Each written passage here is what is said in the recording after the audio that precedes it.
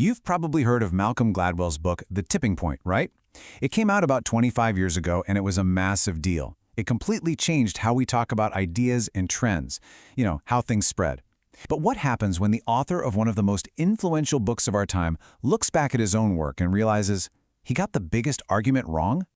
So for the book's 25th anniversary, you might think he just put out a new edition, but nope, he actually went back, reread the whole thing for the first time in a quarter century, and then he wrote a sequel. It's called Revenge of the Tipping Point, and it's basically his attempt to correct the record and really grapple with his own mistake. And the original idea, it was just so simple, so powerful. Gladwell's whole thing was, look, we should think about social change just like a virus. It's a social epidemic. Things don't just change slowly and gradually, they hit this critical mass, what he called a tipping point, and then they just explode.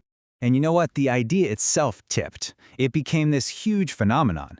The Tipping Point was this really hopeful book for what felt like a pretty hopeful time, and it seemed to offer this simple recipe for making positive change happen. Okay, so the heart of the book, the one example that really made everyone's jaw drop, was the insane fall in crime in New York City in the 1990s. I mean, the city went from being one of the most dangerous places in America to one of the safest, and it felt like it happened overnight. So the big question was, how? Well, the tipping point had an answer.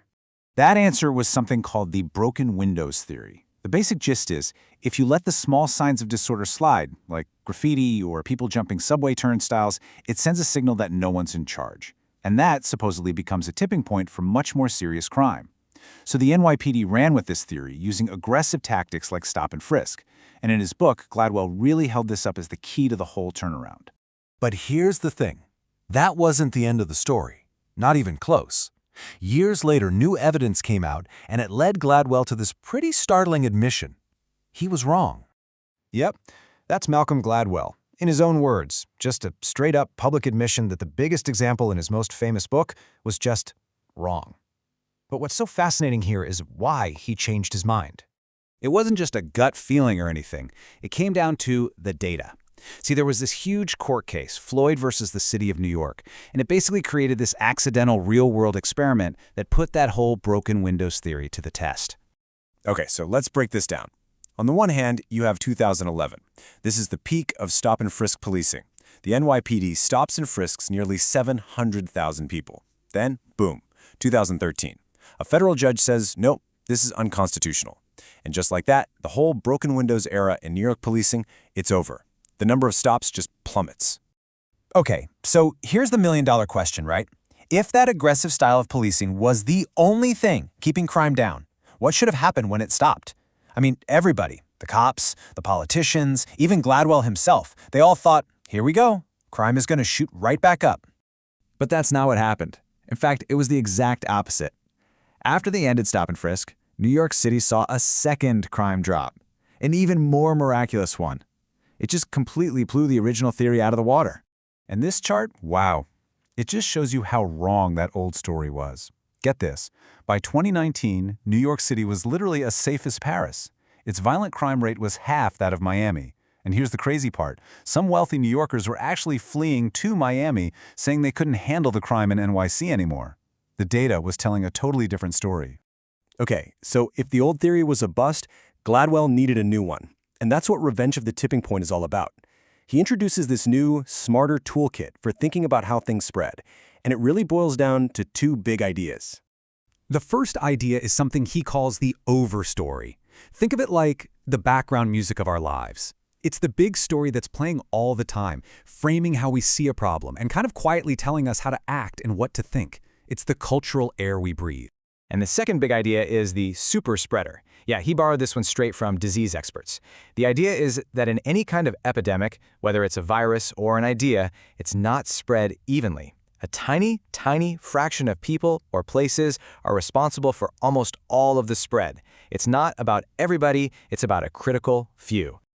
So to really see these new tools in action, to see how they give us a much better way of explaining things, Gladwell looks at one of the most heartbreaking epidemics of our time, the opioid crisis.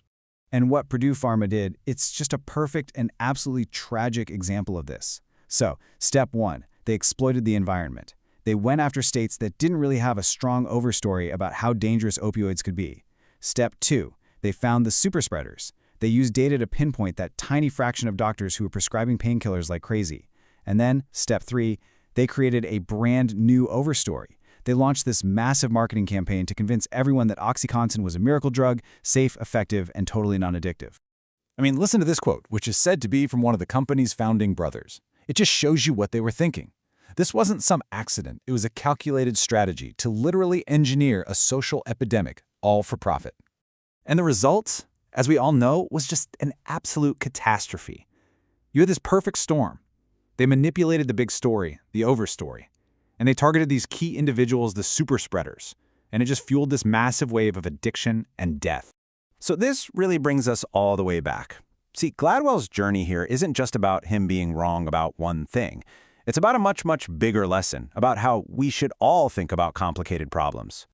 You know, he reflects on this, and he says his real mistake wasn't just getting the facts wrong. It was being so sure of himself. He told the story about New York's crime drop like it was finished, like the book was closed and the problem was solved. But he was wrong about that, too. The story wasn't over.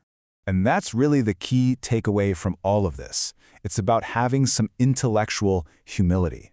It's about being able to say, hey, this is our best understanding right now, but that could change.